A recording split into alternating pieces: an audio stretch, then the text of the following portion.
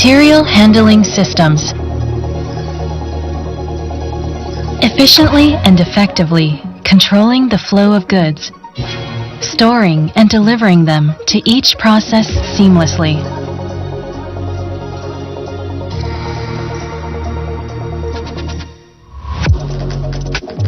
It is our desire to serve the whole of society, from industries such as manufacturing, logistics, services, and airports, right down to the daily lives of people, through our core competence, automated material handling technology. This continues to be DAIFUKU's vision. At DAIFUKU, we leverage our creative solutions to help customers overcome challenges, our development capability to stay ahead of the curve, and our meticulous after-sales service to remain constantly innovative as a one-stop, comprehensive provider of material handling systems.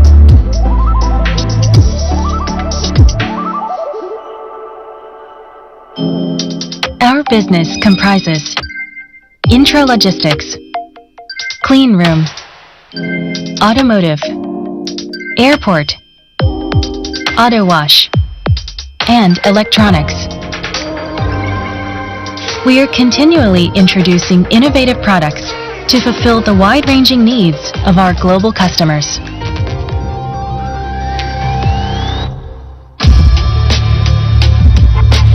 Intralogistics. We provide solutions to address a broad range of customer needs in manufacturing, including the food, pharmaceutical, and chemical industries, as well as in distribution, such as retail, wholesale, e-commerce, transportation, and warehousing. We operate not only in Japan, but also in North America, Asia, and Europe, building state-of-the-art systems in each region.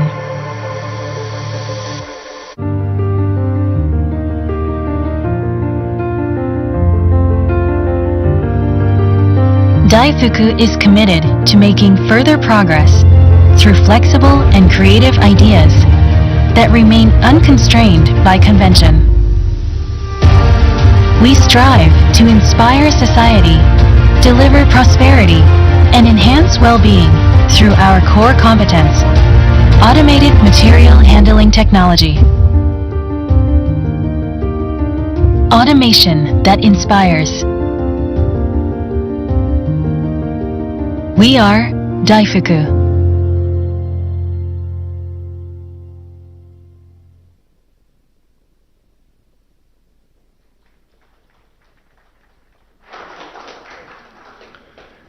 I request Maganti Gopinath Garu to come onto the dais.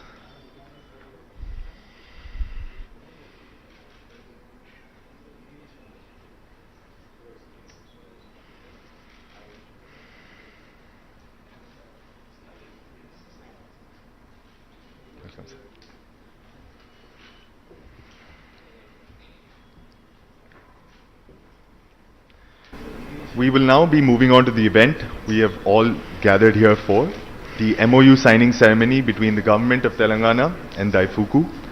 I request our Managing Director, Srinivas Garimella Garu, and Executive Director, Naoki Ando-san, to accompany the Minister of MAUD, IT and Industry. We will now be moving on to the event we have all gathered here for, the MoU signing ceremony between the Government of Telangana and DAIFUKU. I request our Managing Director, Srinivas Garimella Garu, and Executive Director, Naoki Ando-san, to accompany the Minister of MAUD, IT and Industry. We will now be moving on to the event we have all gathered here for, the MoU signing ceremony between the Government of Telangana and DAIFUKU. I request our Managing Director, Srinivas Garimella Garu, and Executive Director, Naoki Ando-san, to accompany the Minister of MAUD, IT and Industry. We will now be moving on to the event we have all gathered here for, the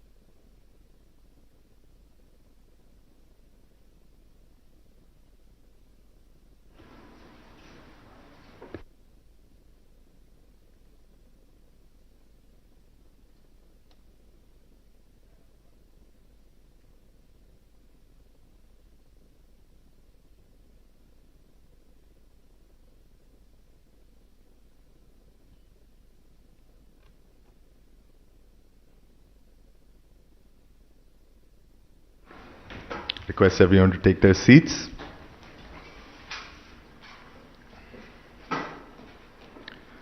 We will now be presenting mementos of our appreciation. I request Srinivas Garu to present KT Ramarao Garu with a memento.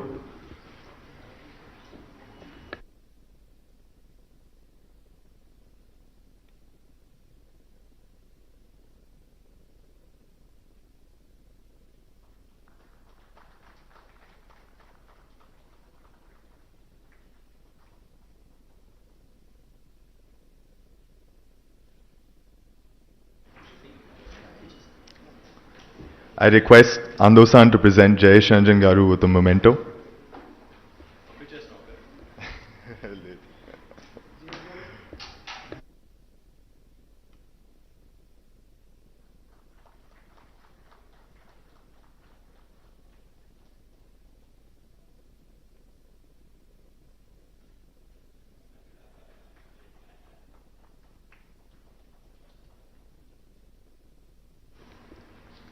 I request Rudra Garu to present Narsimha Reddy Garu with a memento.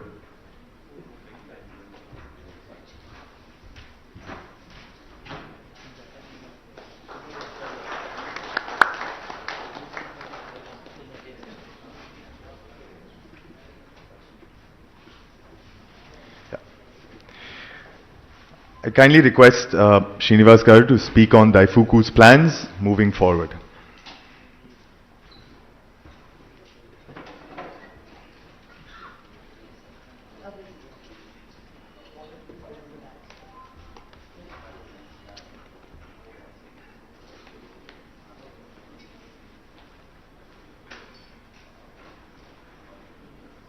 Please excuse me for a minute before I start off with drinking water.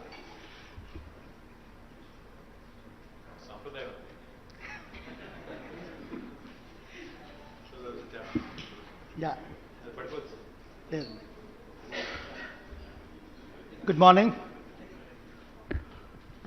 Sri KTR Garu, Minister, Jayesh Ranjan ji, Principal Secretary, Narsimha Reddy Garu, TSIC Vice Chairman MD, my co-director Naoki Anderson, MLA Garu, Gopinath Garu, distinguished guests, ladies and gentlemen, a very happy and a warm welcome to all of you on this momentous occasion for both Telangana government and Vega.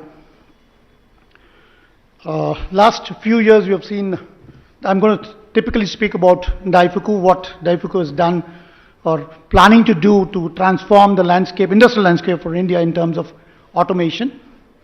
India is a large, diverse country. It's in the top 5 in terms of economy, but in terms of per capita, it's in the bottom 30%. And that throws up challenges for manufacturers. This is what we have come to address. In India, manufacturers are a big challenge because we have diverse population wanting different needs, but the volumes are not large enough individually, but collectively large enough. So then what happens is, for a manufacturer, he produces one type of a smaller number, but the number of types is very diverse, and that brings in the complexities of supply chain. What happens here is, it's a logistic nightmare for a company to ensure that the right product reaches the right consumer.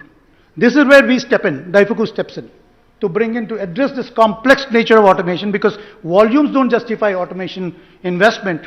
But we need to do that because, like, sometimes we find the wrong product from e-commerce companies, Amazon coming to us or Flipkart coming to us. This happens because the volumes are not big enough to automate it completely.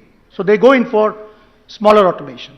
That's one of the reasons that DAIFUKU thought that India is now growing, the volumes are going to pick up in each segment, each SKU, and that's where we're going to step in. This typical nature of India calls for a lot of engineering capabilities, a lot of skilled manpower to address these challenges. DAIFUKU is world's largest, top middle landing automation company with revenues more than 30, Indian terms, 38,000 crores, with 5 major divisions. 1 is intralogistics, 2 automotive, 3 clean room, 4 wash, auto wash, and 5 we have electronics. We are from the intralogistics division, so we are setting up our state-of-the-art manufacturing facility to bring in world-class Japanese products being manufactured And the Telangana government was kind enough to give us land at Chandan Valley. That's where we are planning to have this on a fast track. We're looking at something like commissioning in less than 16 to 18 months with the help of TS government to ensure that these layers that will slow us down to be removed. In this particular, I've got two. Obviously, I'm a fan of KTR Garu, and he's been the largest, biggest brand ambassador of Telangana, and we have seen how Telangana is visibly changed last 7 years. We have seen that with our own eyes. Now here I've got two things. Our industry friends are here. I mean, from FTC, Bhaskar Reddy Garu and all others are here. And from TIF, Sudhir Reddy Garu are there. And Yeram Raju Garu, whom I admire, all these gentlemen who've been evangelizing manufacturing in Telangana. Here I've been with them for the last 15, 20 years, know them very well, know them personally. A couple of things that we need to look at, sir, for manufacturing especially. We need to bring in a manufacturing culture. I honestly would like, in what way I can be of help, please let us know, but we would like a couple of Amirpets to be coming up for manufacturing. Amirpet has, in a way, helped IT industry revolutionize. Right? They reskill, they upskill. The quality of skilling, let's leave that aside, but at least there is something available for people to reskill and upskill. So something like that is what we're looking at across. I mean, of course, TIF is working towards making that skill center. FTCC has already signed with Bhaskar Reddy Garu last year, signed for a skill center. With these skill centers coming up, is something that we need to have pockets of the skill centers all over Telangana. So that I'm talking about Amirpets all over Telangana. That will transform because manufacturing is going to generate the jobs that we want. Sorry for using this for evangelizing manufacturing, sir. That's because I want manufacturing to pick up. The second thing that I was talking about, I'll just give a little genesis about Vega, how we evolved. My colleague, my co-director who started companies here in the audience, Sai and I started about 19, 20 years ago as a micro industry in Cherlapalli. We asked for a certain amount of land, we got some of it. Within 3 years, we outgrew that. We had to approach TSIC for another land. Obviously, land next to it was not available, a little far away, but we took it because we're growing. Few years later, we ordered much more land. They said, Cherlapalli is full. Please go to Pasha Malaram. Went to Pasha Malaram, and now we're full. There's 5 acres of Pasha Malaram. There's choco block. There's nothing there. Boxes outside. Now I've asked for Chandan Valley. In this, what I'm trying to, wish from the minister is, perhaps a policy needs to come out where people, when they grow, they don't have to get out of the industrial estate. Because what happens is the ecosystem arbitrage or the landscape arbitrage is lost. So this is just a request, and whichever way we can be of help, we'd love to help the Telangana government to work towards that. On that note, I again thank TS government for actually making it on fast track. Minister Garu took it on a fast track. I didn't expect this even to happen in such a short time. And a big round of applause to that. J.S. Ranjan Garu, his first meeting with me was in his car. He couldn't find time, so we just hopped into a car. We got captive Jason. He's so busy, man, you just can't get him. We got him on a car for 45 minutes journey, and then that was good. Luckily, there was no phone calls, barring just 1-2 minutes call. And he cut all the layers for me to come to this stage quickly. So I thank him for that. Narasimha Reddy Garu, he gave the land I wanted. In the initial, he showed me all over the place. He showed me Lingampalli, he showed me Sultanpur, he showed me Chandan Valley, and we preferred Chandan Valley because it was already evolved and developed. So we took that land, and he was kind enough to give it immediately. So on that note, I thank the distinguished guests for coming such short notice. I just gave 2 days notice, and for honoring me and for gracing the occasion. Thank you so much.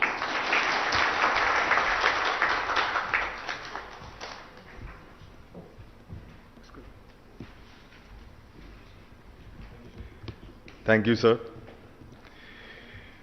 for highlighting the roadmap of DAIFUKU's future in India. I kindly request KT Ramarao Garu to say a few words. Thank you, sir. Thank you, Aditya. Thank you, Srinivas Garu, for inviting us. Thank you, Ando-san, for joining us.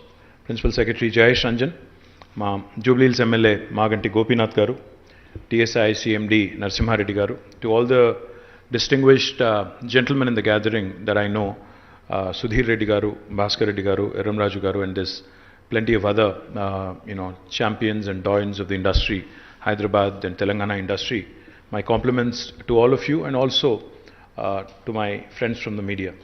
This is indeed an excellent occasion to celebrate, and that's the reason why we wanted to make it happen sooner, Srinivas Garu, because, the world at large and especially post-pandemic, all of us need more and more infusion of positive news and good news.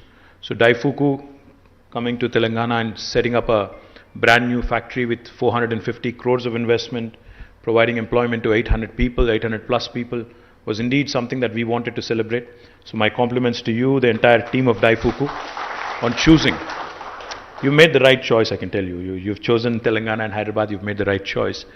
But just a couple of things, the Srinivas Garu seems to be a huge champion of the manufacturing piece, manufacturing ecosystem. I think there's plenty of, industrialists in the audience who also are champions of manufacturing ecosystem. Before I came here, I had a meeting with the new US Consul General who's come to Hyderabad, Jennifer Larson. So she asked me a very interesting question. She said, what do you think about manufacturing? What do you think about services? What do you think about the primary sector? And as an industries minister, you need to obviously give me your perspective, your state's perspective, and how do you see this landscape changing over the next few years, next few decades? So one of the things I told her, whoever I meet, wherever I meet, whichever industrialist, whichever potential investor that I meet, they have a renewed enthusiasm towards setting up a manufacturing base in India. Especially post the pandemic, post-COVID, where the world has realized that there is too much dependence on China for everything, for bulk drugs, for medical supplies, for everything literally. And when the supply chain was disrupted, I think every single industrialist, be it small, micro, medium or large, was affected in one way or another. So the world has started really thinking about this excessive reliance and excessive dependence on China. You talk to the biggest of the biggest players, the Fortune 500 companies or even the smallest of players, they all tell me the same thing. They all tell you that there has to be a China plus one strategy. You can manufacture in China for China, but for the rest of the world needs, we need to start looking at other bases. Now, because we are similar in terms of our sizes, China and India, 1.4 billion people, 1.4 billion people. So in terms of the workforce, in terms of think force, people will draw that oversimplified comparison and say, if we are moving away from China, a logical thing to go to, logical place to go to would be India. But when a lot of overseas investors, be it Japanese or Americans or Europeans, they ask me, if China is able to do a few things in a certain way, why can't India do it? I only tell them one thing. China is a country which is very homogeneous, which is very unique in terms of how it is structured, in terms of how it is controlled, in terms of how it is administered. But India is very different. India is a democracy to begin with. India is not one, but there are 28 different Indias, if you ask me, because of the federal structure we have. Each state is so uniquely empowered. The makers of our constitution had envisioned India as a union of states. So therefore, each state, and especially the gateway that you choose to enter India through, will determine your impression of India, will determine how easy you find doing business in India. That's the general thought I leave with any of my potential investor. Having said that, when I travel and when I visit countries like the US, Japan and other large economies, I was never more impressed than I was with in Japan. When I was in Japan, and going back to what Srinivas Garu was saying, one of the things that struck me, besides everything that is nice about Japan, the clean streets, the beautiful landscape, etc., the one thing that stood out in my memory, we had a meeting scheduled with the chairman of Suzuki, Osamu Suzuki-san. So we traveled all the way to Hamamatsu from Tokyo. We took a nice bullet train. We were there in 1.5 hours. And we were ahead of time because I know the Japanese are sticklers for time. They're very punctual, right? So I said, I don't want to take chances. I'm meeting a big man, trying to bring him to India, to my state rather. So I was there ahead of time. I was there almost 1 hour ahead of time. Me, Jayesh, my entire team was there. So what we were told was, because we reached ahead of time, they said, he's in a board meeting. why don't you actually go visit the Suzuki Museum? I'm actually not a big fan of museums. I said, okay, whatever. I mean, to kill time, I'll go there, spend some time and come back. So we went into the Suzuki Museum. We were going around. Actually, when I ended up there, it was fascinating. When was the first Suzuki automobile made? You know, when did this happen? When did that happen? It was very, very unique, very, very uniquely positioned, that museum. And I even found one of Chiranjeevi Garu's pictures there. That's a different story. I'll save it for another day. But we were going through the museum. What I found, to my amusement, and which I thought was very intriguing, was there were a bunch of, I would say, 7 or 8-year-old boys and girls from a school, all in school uniforms, going around the entire museum. I said, this is interesting. I mean, a grown adult like me, I might find this interesting, but what would this be of interest to any of these young kids, especially those in 2nd grade or 3rd grade? Why would this be of any interest to them? So I asked one of my Japanese friends there, I said, what are they doing here? What are the little kids doing here? He said, watch what they're doing. What they've been doing there is, which was so amazing later on when I realized, they actually were, of course, given the tour of the place, shown automobiles and how automobile evolution happened in Suzuki, etc., etc. Then later on, they were led to a kiosk. A kiosk, you know, like the vending machine that we have for soda and, you know, other snacks. Typically that you'd run into in a hotel lobby or in your office. There was one such vending machine where the kid could go and pick the color of the vehicle, the make of the vehicle, customize it, and then click a few buttons, and out would come a car with the kid's name on it, with the specific model he wanted, with the specific thing he wanted. I said, so what is the lesson you're trying to, you know, impart to these kids here? He said, my Japanese friend said, design thinking, engineering from a very early age.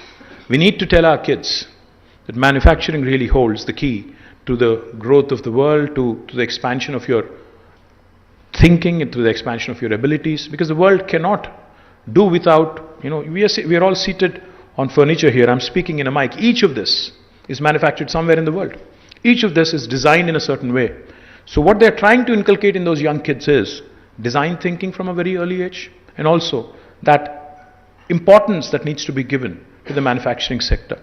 You know, each of us, when we go back home, or even if you look around here, there's plenty of Japanese products, there's plenty of Korean products in your living room. Please go back and, when you go back home today, please look around.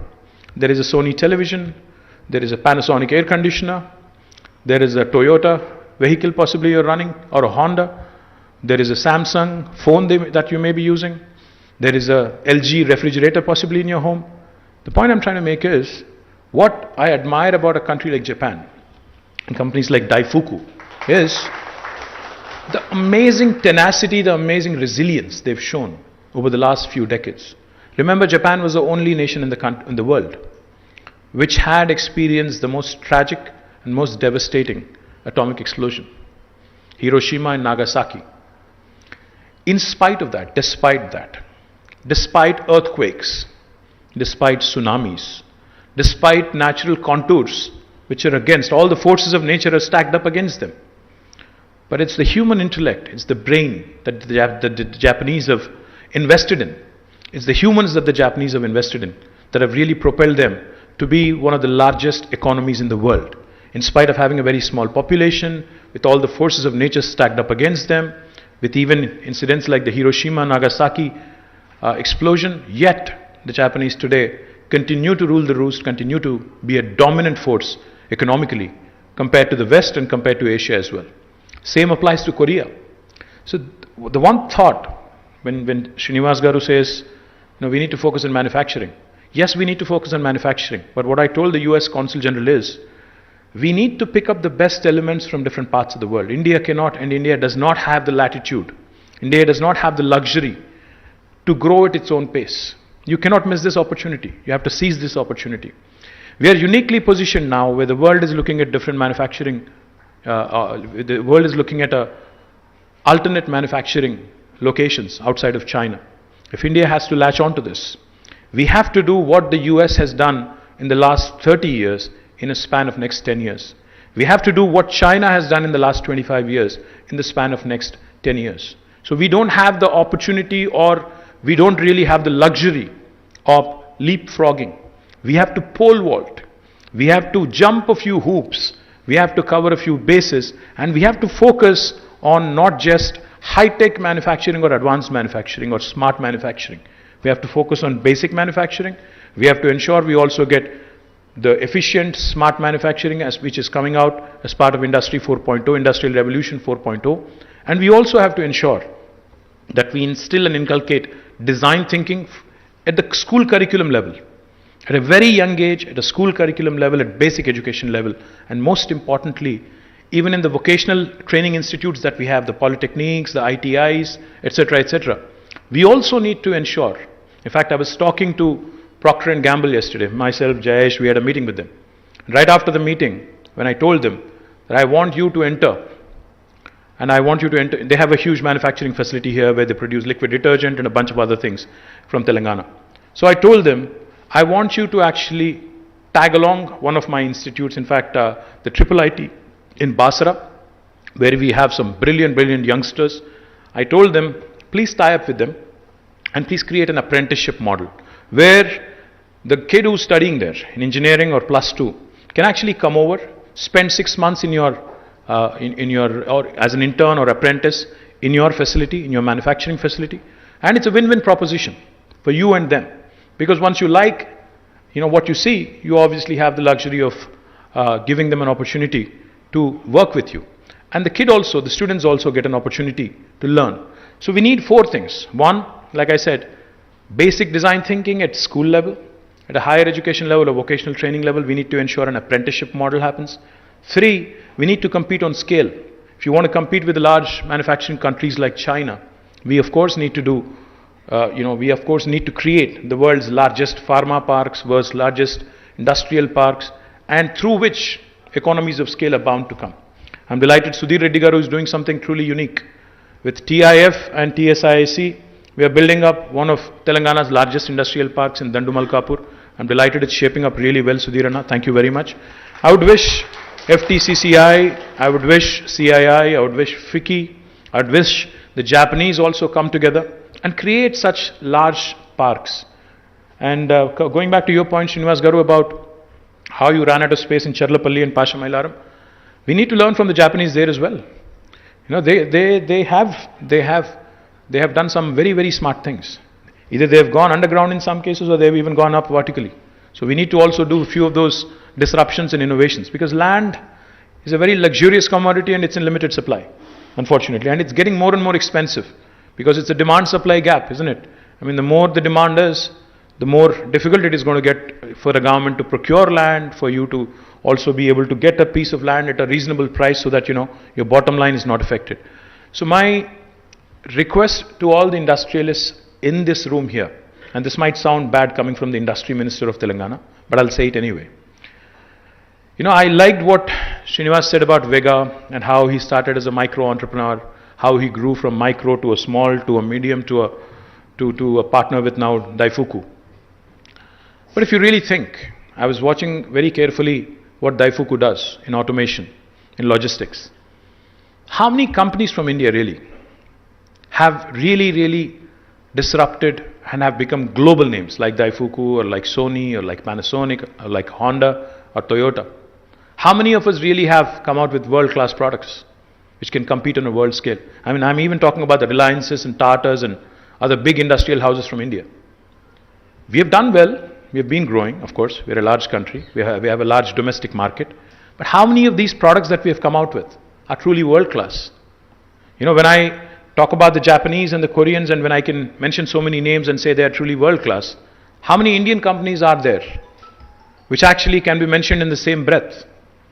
Which we talk about Make in India, we talk about a lot of things. We talk about making for the world.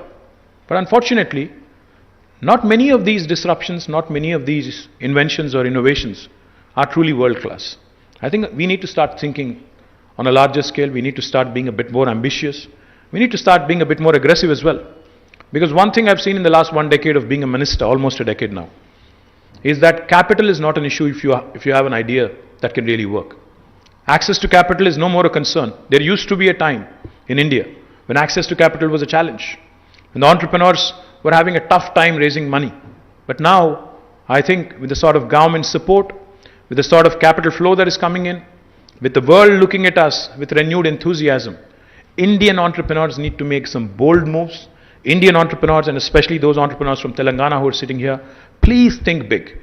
Please think aggressively. Please start thinking of products for the world, not just for India. So I welcome DAIFUKU, I welcome the entire manufacturing ecosystem here, and I am a truly strong believer that we have it in us to make world-class products. We have it in us to provide solutions for the world. So I wish you all the very best, and I'm, as the Minister from Telangana, as a state representative, I'm happy to be a partner in your growth story. So I welcome DAIFUKU, I welcome the entire team here. Thank you very much. Jai Telangana, Jai Hind.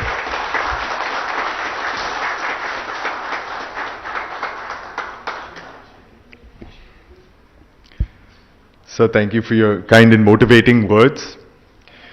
We deeply appreciate your vision and conviction in taking our state to new heights. Thank you very much, sir.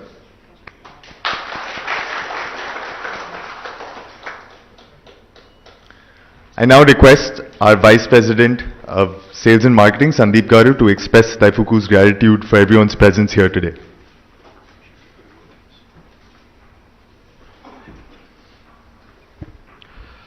Good morning, everyone. I, Sandeep Chakravarti, the Vice President, Sales and Marketing, would like to thank the Honorable Minister for Municipal Administration, Urban Development, Industries and Commerce and Information Technology, Government of Telangana, Shri K.T. Ramarao Garu, Principal Secretary of Industries, Commerce and Information Technology, Government of Telangana, Shri Jayesh Ranjan Garu, Vice Chairman and Managing Director, TSIIC, Government of Telangana, Shri Narasimha Reddy Garu, officials from the Government of Telangana, friends from the print and electronic media, suppliers and our vendor partners, members of the DAIFUKU family, for gracing this momentous occasion with your kind presence.